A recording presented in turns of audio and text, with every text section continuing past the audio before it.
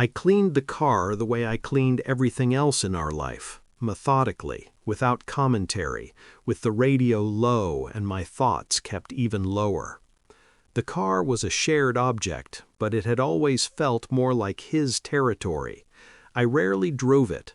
Still, on that afternoon, with the sun leaning into the windshield and dust turning the air golden, it felt reasonable to make it tidy. I didn't expect to find anything. Expectation would have meant admitting I was looking. The tube rolled out when I slid the seat forward.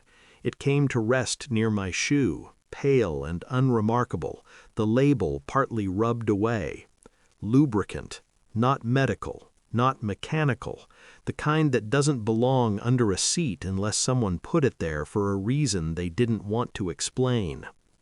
I sat still for a long time, long enough to notice the ticking of the engine cooling, long enough for the smell of old coffee and vinyl to stop being background and start being intimate. There are moments when anger announces itself with heat. This wasn't one of those. This was colder, precise.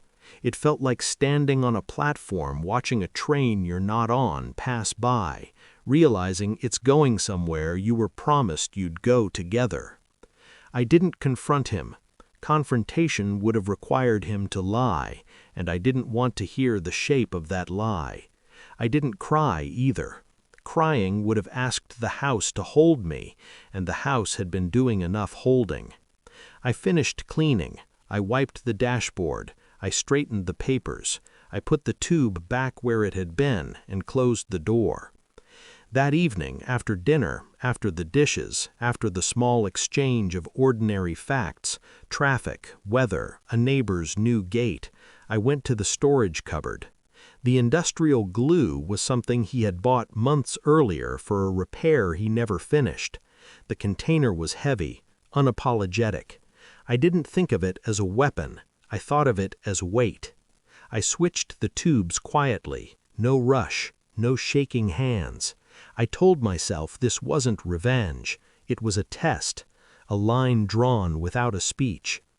When he left the next morning, he kissed my cheek the way he always did, present but distracted, a habit more than a gesture.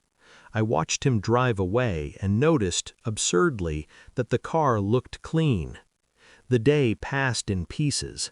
Laundry, a call from my sister that I let ring out, noon light on the kitchen floor.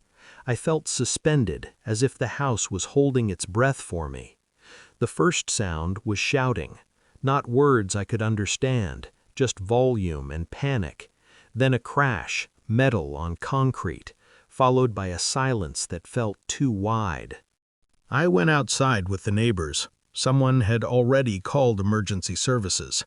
His car door was open, he was on the ground, half sitting, half collapsed, his face tight with pain and shock. I didn't look where everyone else was looking. I focused on his breathing, uneven and fast. The ambulance arrived quickly.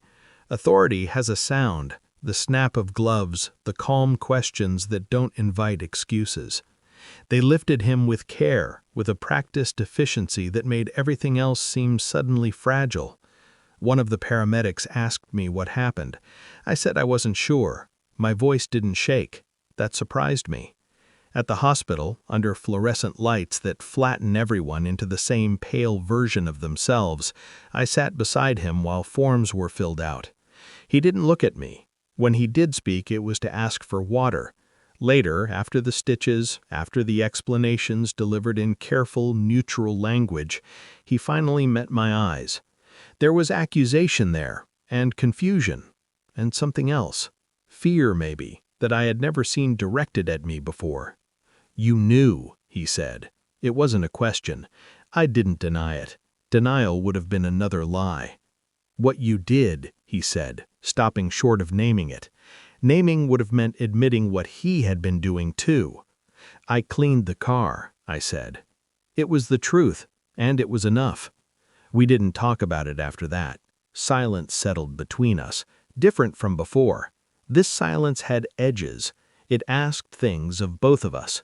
He recovered physically. The neighbors stopped asking questions. Life resumed its outline, but something had shifted, quietly and undeniably. He no longer moved through the house as if it were only his. He watched his words. I watched myself. I didn't feel victorious. I felt awake. There is a difference. What I learned in the weeks that followed was that silence can be an action, not always a kind one, not always a clean one, but sometimes it is the only language that changes the balance without shouting. We are still married, or we are something close enough to that word to use it in public. At home, we move more carefully now, like people who know the floor can give way if they forget where the weak spots are. I don't keep the glue anymore. I threw it out the day he came home from the hospital. I didn't need it. The leverage it gave me was temporary. The knowledge wasn't. Some nights I lie awake and think about what it cost him, what it cost me. There are no clean conclusions, no applause, just a quiet understanding that restraint has consequences, and so does betrayal, and that sometimes control doesn't announce itself. It simply changes who is careful.